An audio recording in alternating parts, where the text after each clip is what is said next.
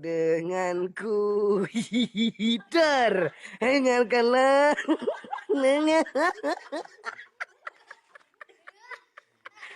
Banyak orang di antara kita subhanallah tidak memahami statement Umar bin Khattab. Umar bin Khattab radhiyallahu anhu pernah di zaman khilafahnya beliau, karena orangnya tinggi besar sampai dikatakan dalam cirinya kalau duduk di atas kuda kakinya hampir sampai di tanah gitu kan. Beliau di zaman khilafah berdiri depan Hajar Aswad pada saat lagi mau tawaf, lalu beliau berteriak dengan suara keras. Beliau mengatakan, "Wahai Hajar Aswad," dengan suara keras. Orang-orang pada dengar di musim haji lagi rame. "Demi Allah saya tahu kau hanya batu biasa. Kalau saya tidak melihat Rasulullah SAW menciummu, saya tidak akan menciummu." Faham maksudnya? Tugas kita di Hajar Aswad hanya mencium titik, nggak ada yang lain. Jemaah haji kita ini ada yang bapak-bapak kopiahnya digosok-gosok. Kenapa Pak? Wangi. Pastilah wangi. Bayangin kalau jutaan mulut cium nggak dikasih minyak wangi sama kerajaan Saudi, bisa bawa apa Hajar Aswad? Orang yang tidak sikat gigi cium, orang yang sikat gigi cium, ini bau pastinya. Tapi dengan hikmah Allah, Allah akan jaga tujuh. Tapi itu sebabnya dikasih minyak wangi oleh kerajaan Saudi. Dia bukan wangi alami sebenarnya, gitu kan?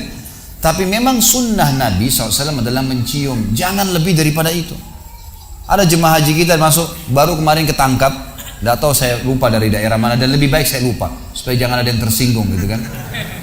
Bawa gunting masuk Masjid Haram bukan untuk tahallul, bukan untuk cukur rambut, untuk gunting kiswanya Ka'bah.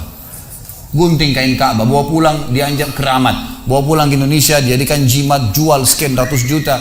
Ini semua khurafat teman-teman. Apa yang bisa diberikan kain kepada anda itu? Jangan ngawur ini, nggak boleh ngawur.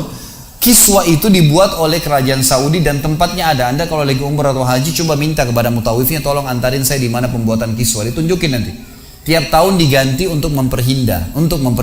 Dan di zaman Nabi SAW sudah ada kiswa dibuat oleh orang-orang kafir Quraisy dan Nabi SAW tidak tegur, gitu kan?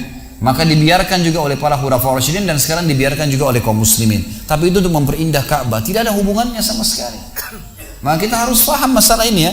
Ini karena ada perintah Allah di situ. Sama juga waktu kami masih mahasiswa di Madinah, seringkali waktu saya masih di sana tentunya di musim haji, kadang-kadang kami diminta untuk menjaga kuburan Nabi SAW. Berdiri depan kuburan Nabi, lalu jaga-jaga.